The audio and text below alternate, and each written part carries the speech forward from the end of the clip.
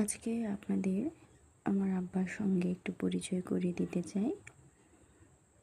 উনি একজন বীর মুক্তিযোদ্ধা, একক পথসভা করে দেশের বিভিন্ন জায়গায় ফল আর ওষুধি গাছ লাগান।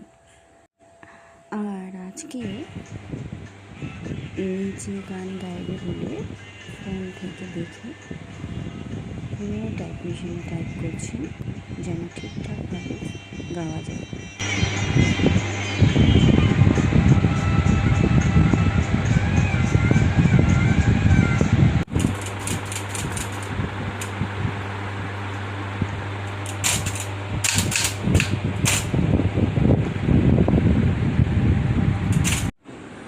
কেন জানি খুব সাধারণ হয়েও মনের মধ্যে অনেক গভীরভাবে কিছু থেকে যায়।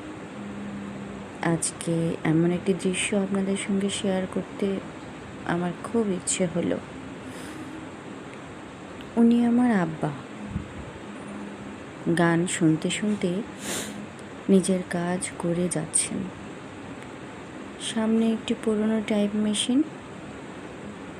আজকের দিনে আমরা যখন মোবাইল, কম্পিউটার আর এক ক্লিকেই সব কিছু করে ফেলতে অভ্যস্ত, তখনও কিছু মানুষ আছেন যারা তাদের পুরনো কাজের প্রতি একই রকম ভালোবাসা নিয়ে কাজ করে যাচ্ছেন। এই দুই হাত দুটো দেখেছেন? এই হাত হয়তো আমাদের চোখে এখন শুধু একটা বৃদ্ধ মানুষের হাত, কিন্তু আমার কাছে এই হাত দুটো একটা ইতিহাস। কত বছর ধরে হাত দিয়ে কত মানুষের লেখা টাইপ হয়েছে, কত কাগজ তৈরি হয়েছে, কত মানুষের প্রয়োজনের সময়ে পাশে দাঁড়ানো হয়েছে। তার হিসাব হয়তো আব্বা নিজেও জানে না।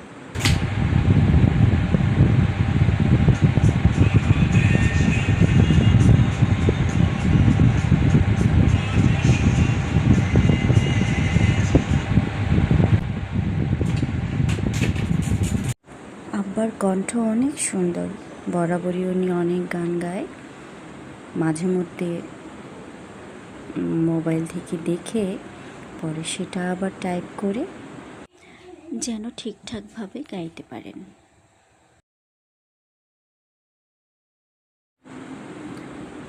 সময় আসলে খুব অদ্ভুত একটা জিনিস।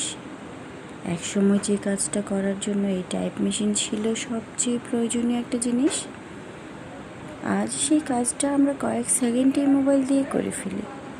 প্রযুক্তি বদলে